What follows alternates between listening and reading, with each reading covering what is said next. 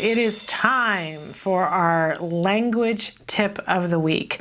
Today we're talking about how do we teach our child to make choices.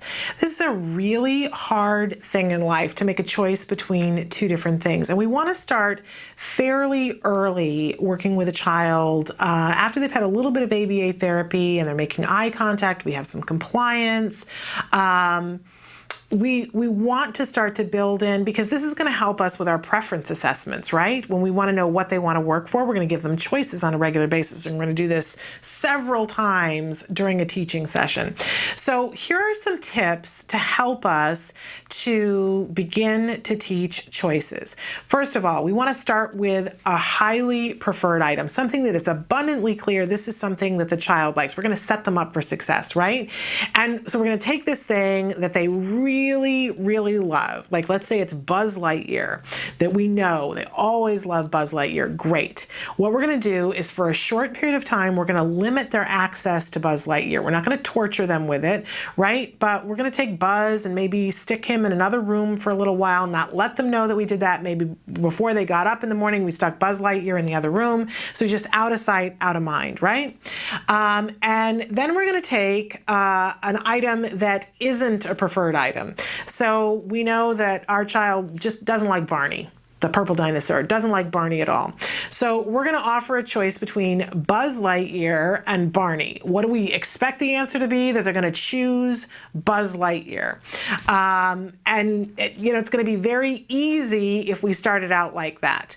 And then we're going to heavily reinforce the child because they made a choice, and say that was good choosing, yay. And in that instance, we're probably going to give them access to the thing that is so highly preferred, right?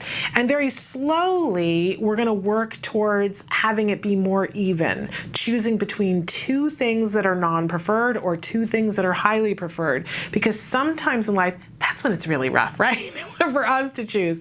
We got something I don't want to do and something I also don't want to do, right?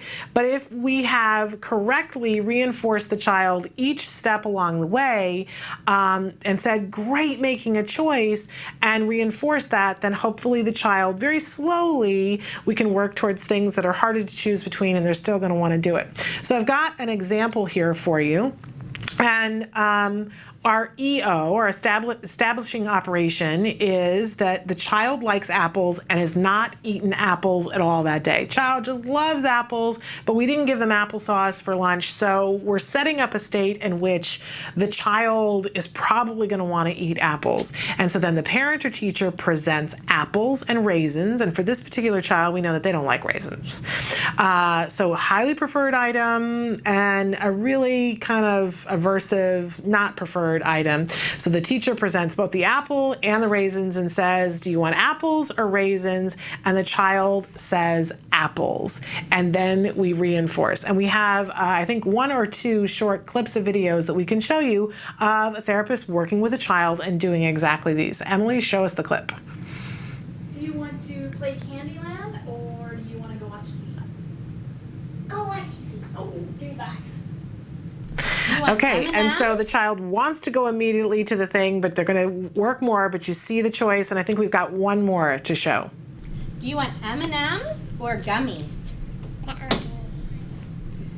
Yay.